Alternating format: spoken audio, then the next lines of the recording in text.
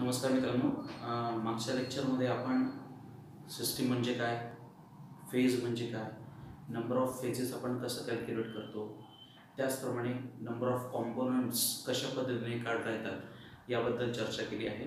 आजच्या लेक्चरमध्ये आपण फेज रूल मधला पुढचा जो कॉम्पोनंट आहे तो म्हणजे डिग्री ऑफ फ्रीडम याच्याबद्दल चर्चा करणार आहोत. मित्रांनो, डिग्री ऑफ फ्रीडम हे जे आहे ते आपण दाखवतोय letter F. So degree of freedom is denoted by capital F. त्याची डेफिनेशन काय ते बघू आपण आता. बघा मित्रांनो, काय डेफिनेशन आहे डिग्री ऑफ फ्रीडमची. The minimum number of independent variables such as pressure, temperature and concentration which may be fixed in order to define state of system. त्याला आपण काय म्हणणार आहोत, डिग्री ऑफ फ्रीडम. बघा, आपण याचं इलॅबोरेशन बघूया. फॉर एक्झाम्पल आपण घेऊ वॉटर. वॉटर कोणत्या फॉर्ममध्ये आहे, लिक्विड फॉर्ममध्ये आहे. ठीक आहे. हां, तर त्याची स्टेट कोणती झाली, लिक्विड स्टेट झाली. सिस्टीमची स्टेट कोणती होते आहे, लिक्विड. वॉटरला लिक्विड फॉर्ममध्ये जर आपल्याला ठेवायचं असेल तर ह्या तिघांपैकी प्रेशर, टेम्परेचर आणि कॉन्सन्ट्रेशन पैकी कोणता व्हेरिएबल आपल्याला त्या ठिकाणी फिक्स करावा लागेल, तर ऑब्वियसली टेम्परेचर.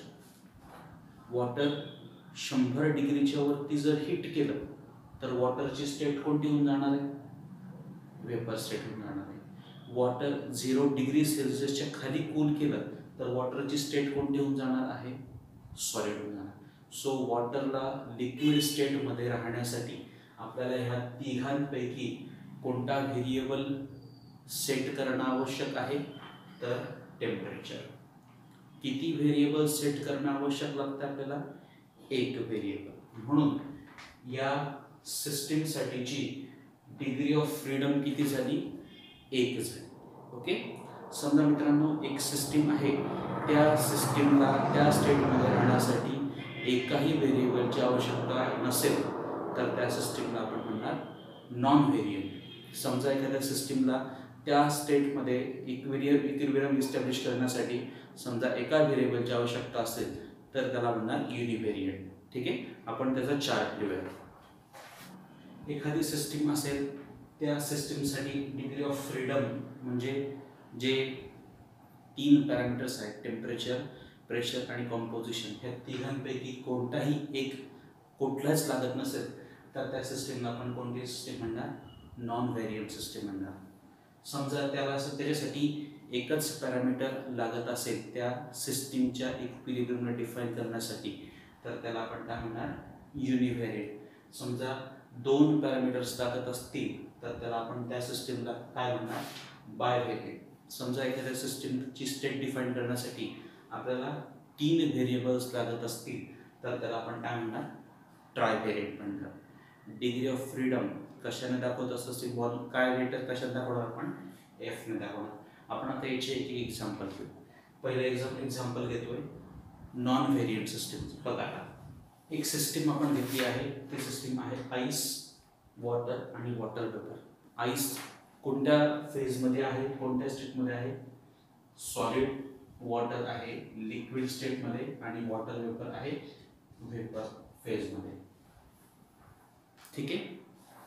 किती फेजेस दिसत आहेत आपल्याला या ठिकाणी, 3 फेज दिसत आहेत, सॉलिड, लिक्विड आणि वेपर.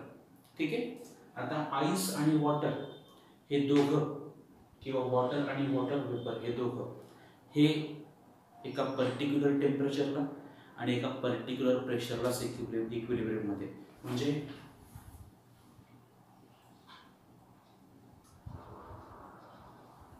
0 डिग्री सेल्सिअस आणि 1 ॲटमॉस्फेरिक प्रेशर असेल तर आईस आणि वॉटर हे काय असणार आहे, एकमेकांच्या इक्विलिब्रियममध्ये असणार आहे.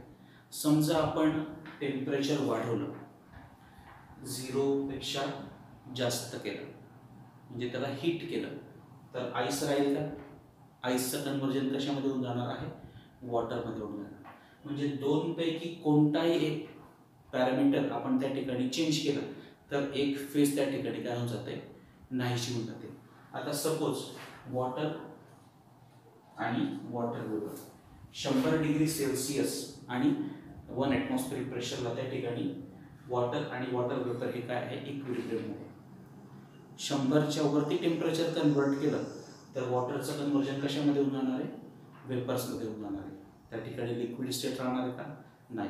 म्हणजे दोनपैकी कोणताही एक पॅरामीटर आपण त्या ठिकाणी बदलला तर त्या ठिकाणी एक फेज काय होऊन जाते, डिसअपेअर होऊन जाते. म्हणजे इथं कोणत्याही प्रकारचा त्या ठिकाणी आपला जो डिग्री ऑफ फ्रीडम आहे 3 कॉम्पोनंट्स आहेत तिघांची त्या ठिकाणी आवश्यकता नाही आहे. म्हणजे डिग्री ऑफ फ्रीडम काय झाला, 0 झाला. म्हणून या सिस्टमला आपण काय म्हणणार आहोत, नॉन व्हेरियंट म्हणणार आहे. ठीक आहे. पुढचं एक्झाम्पल आपण घेऊया युनिव्हेरियंटचं. आता फक्त काय कन्सिडर करतोय, ice is in equilibrium with water.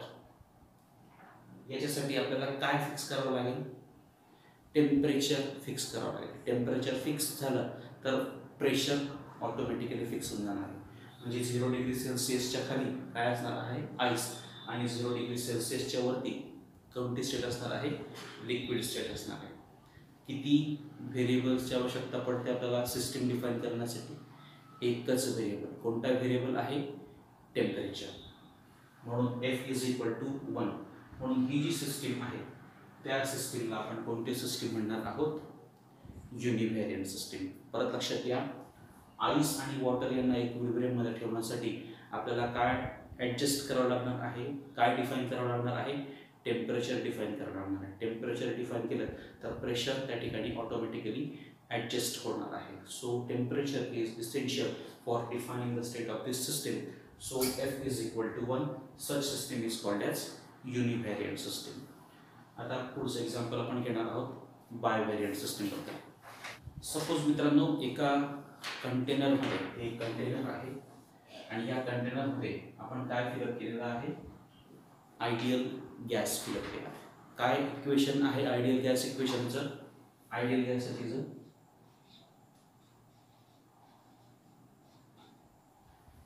PV is equal to nRT. मित्रांनो, या आयडियल गॅससाठी समजा आपण प्रेशर आणि व्हॉल्यूम त्या ठिकाणी ॲडजस्ट केलं तर टेम्परेचर त्या ठिकाणी ऑटोमॅटिकली फिक्स्ड होऊन जातं. म्हणजे 3 पैकी कोणतेही 2 पॅरामीटर्स समजा आपण फिक्स केले तर तिसरा पॅरामीटर त्या ठिकाणी ऑटोमॅटिकली फिक्स होऊन जात आहे. सो किती पॅरामीटर्स त्या ठिकाणी आपल्याला फिक्स करावे लागत आहे, 2. म्हणून ही जी आयडियल गॅस आहे या आयडियल गॅसला आपण कोणती सिस्टीम म्हणणार आहोत, bivariant system. Okay. So degree of freedom काय डेफिनेशन घेऊया आपण त्या ठिकाणी, minimum number of independent variables such as pressure, temperature, composition which must be fixed in order to define the state of system. त्याला आपण काय म्हणणार आहोत, डिग्री ऑफ फ्रीडम. त्याच्यात आपण समजा त्या सिस्टीमला डिफाईन करण्यासाठी तिघांपैकी एकही पॅरामीटर लागत नसेल तर नॉन व्हेरियंट, 1 लागत असेल तर युनि, 2 लागत असेल तर बाय आणि 3 लागत असेल तर try variant system. Okay. So phase बघितलं गेलं, नंबर ऑफ कॉम्पोनंट्स बघितलं गेलं, डिग्री ऑफ फ्रीडम बघितले गेले. ठीक आहे. म्हणजे फेज रूलमध्ये लागणारे जे बेसिक टर्मिनॉलॉजीज आहेत किंवा बेसिक कॉम्पोनंट्स आहेत ते आपण आता बघितले आहेत. आता आपण ॲक्च्युअल फेज रूलला बघणार आहोत. फेज रूल कशा पद्धतीने इलॅबरेट केलं आहे ते आपण बघूया. मित्रांनो, फेज आपण कुठल्या लेटरने दाखवतोय, P. नंबर ऑफ कॉम्पोनंट्स आपण कशाने दाखवतो आहे, कोणत्या लेटरने, C. आणि डिग्री ऑफ फ्रीडम कशाने दाखवत असणार आहे, F. मग हे जे 3 आपले जे कॉम्पोनंट्स आहेत किंवा 3 पॅरामीटर्स आहेत, फेज, नंबर ऑफ कॉम्पोनंट्स आणि डिग्री ऑफ फ्रीडम, या तिघांमध्ये काही रिलेशन आहे का, हे रिलेशन शोधण्याचं काम ज्या शास्त्रज्ञाने केलं त्या शास्त्रज्ञाचं नाव आहे विलार्ड गिब्स. 1874 मध्ये त्याने एक मॅथमॅटिकल इक्वेशन शोधून काढलं. त्या मॅथमॅटिकल इक्वेशनच्या मदतीने त्याने ह्या 3 जे आपले पॅरामीटर्स आहेत, फेज असेल, नंबर ऑफ कॉम्पोनंट्स असेल, डिग्री ऑफ फ्रीडम असेल, या तिघांमध्ये काय रिलेशन आहे त्याचं मॅथमॅटिकल इक्वेशन विलार्ड गिब्स याने 1874 मध्ये शोधून काढलं आणि त्या मॅथमॅटिकल इक्वेशनलाच काय म्हटलं आहे, फेज रूल. मग ते मॅथमॅटिकल इक्वेशन काय आहे आणि त्याची स्टेटमेंट काय ते आपण आता लिहूयात. So Willard Gibbs in 1874 observed that there must be some relation between phases, number of components and degree of freedom. So he studied that, studied this concept very deeply, and he established one mathematical relation, and that relation is called as Gibbs phase rule. Let us write the definition as well as the mathematical relation for Gibbs phase rule. So काय आहे Gibbs phase rule? The degree of freedom कशाने दाखवतो आपण, f, number of components that is c, आणि number of phases कुठे, in heterogeneous systems are related by mathematical equation f is equal to c minus p plus 2. हे जे mathematical equation आहे मित्रांनो, या मॅथमॅटिकल इक्वेशनला आपण काय म्हणणार आहे, गिब्स फेज रूल. f म्हणजे काय, डिग्री ऑफ फ्रीडम, c म्हणजे काय, नंबर ऑफ कॉम्पोनंट्स, p म्हणजे काय तर नंबर ऑफ फेजेस. ठीक आहे, हे इक्वेशन कसं मिळालं आहे त्या इक्वेशनला आपण आता डिफाइन करण्याचा प्रयत्न करू. Okay, so Willard Gibbs has founded this equation, it is called as Gibbs phase rule. Now let's derive this Gibbs phase rule. बघा आपण बघतोय आता derivation of Gibbs phase rule. त्याच्यात पहिल्यांदा आपण बघणार आहोत determination of total number of variables. मित्रांनो समजा 3 कॉम्पोनंट्स असतील, किती कॉम्पोनंट्स आहेत, 3 कॉम्पोनंट असतील, तर त्या तिघांपैकी फक्त आपल्याला दोघांचीच आवश्यकता पडते. कशासाठी तर त्या सिस्टीमचं कॉम्पोजिशन डिफाइन करण्यासाठी. बघा काय म्हणतो आपण, if there are 3 components then only 2 are essential to define the composition of that system, composition of that phase. Okay, 3 असतील तर किती लागतंय, 2 असतील. ओके, नंबर ऑफ कॉम्पोनंट्स आपण कशाने दाखवत असतो, c. सपोज किती कॉम्पोनंट्स आहेत, c कॉम्पोनंट्स आहेत, पण त्या फेजचं आपल्याला कॉम्पोजिशन दाखवायचं असेल तर आपल्याला किती लागणार आहे, c minus 1. आपण आता काय म्हटलं की 3 कॉम्पोनंट असतील तर 3 पैकी किती लागतील, फक्त 2च लागतील. So c minus 1 is essential to define the composition of each phase. c minus 1 कैसा लगता है, so c minus 1 is essential to define the composition of each phase. समजा मित्रांनो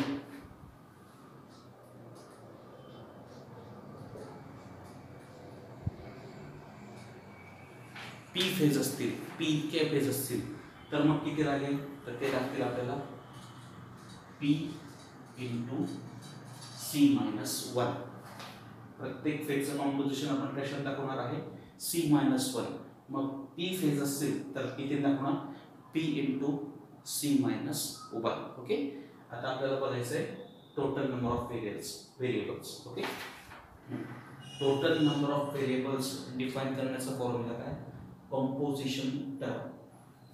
प्रत्येक फेजचं कॉम्पोजिशन आपण कशाने दाखवणार आहे, c minus 1.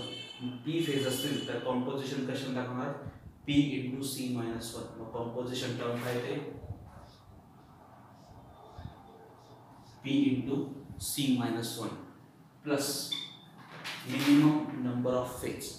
कोणतीही सिस्टीम डिफाइन करण्यासाठी आपल्याला मिनिमम नंबर ऑफ फेज किती लागत आहेत, 2 लागत आहेत. मग टोटल नंबर ऑफ व्हेरिएबल्स कशाने दाखवणार आहे आपण आता, p into c minus 1 plus 2. Okay, हे झालं determination of total number of variables. हे लक्षात ठेवा, p into c minus 1 plus 2. Okay, Gibbs phase rule define करताना सेकंड स्टेप आपण बघतोय. त्या स्टेपचं नाव आहे determination of number of equation. ठीक आहे, बघा मित्रांनो, according to law of thermodynamics म्हणजे थर्मोडायनामिक्सच्या नियमानुसार इक्विलिब्रियम परिस्थिती असताना ॲट इक्विलिब्रियम केमिकल पोटेन्शियल आपण कशाने दाखवत आहे, mu of a given component in every phase must be same. Equilibrium condition असताना प्रत्येक फेज मधला जो कॉम्पोनंट आहे त्या कॉम्पोनंटचा केमिकल पोटेन्शियल कसं असणार आहे, सेम असणार. बघा मित्रांनो, सपोज 3 फेज आहेत, फेज 1, फेज 2 आणि फेज 3. पहिल्या फेजचा जो केमिकल पोटेन्शियल आहे तो आपण दाखवणार μ1, सेकंड साठीचा μ2 आणि थर्ड साठीचा असणार आहे μ3.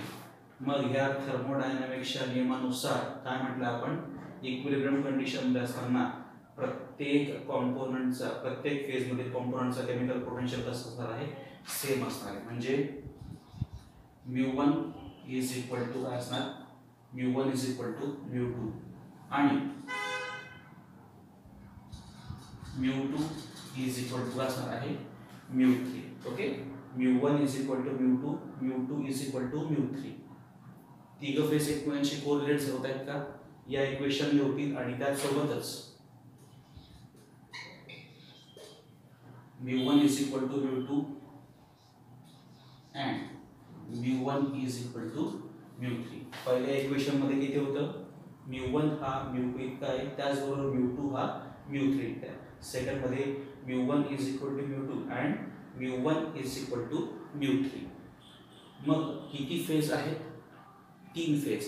या 3 फेज इक्विलिब्रियम मध्ये आहे, तर त्यांना डिफाइन करण्यासाठी किती इक्वेशन्स लागले आपल्याला, हे पहिलं आणि हे दुसरं. ओके, 3 फेज असतील तर किती इक्वेशन लागतात, 2. मग 2 फेज असेल तर किती इक्वेशन लागतील, एकच इक्वेशन लागणार. ठीक आहे, बघा आपण आता काय म्हटलं, 3 फेज असतील तर 3 फेज साठी किती इक्वेशन लागतात, 2. मग इन जनरल p इतक्या फेज असतील तर त्यांच्यासाठी किती इक्वेशन लागणार आहे, p-1. जितक्या फेज आहे त्याच्यापेक्षा एकाने कमी हे आपल्याला नंबर ऑफ इक्वेशन लागत असतील. मग समजा C कॉम्पोजिशन असेल तर काय लागणार,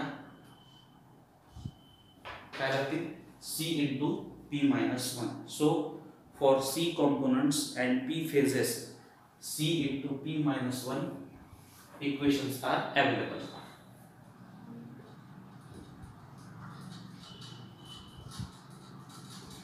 ओके, बघा मित्रांनो, पहिल्यांदा आपण काय बघितलं होतं, तर determination of total number of variables. त्याच्यासाठी इक्वेशन काय काढलं होतं, p into c-1 plus 2. ठीक आहे, हे आपण पहिले इक्वेशन काढलं. दुसरं इक्वेशन काय काढलं आहे, c into p-1. आता आपल्याला काय डिफाइन करायचं आहे, फेज रूल. ठीक आहे,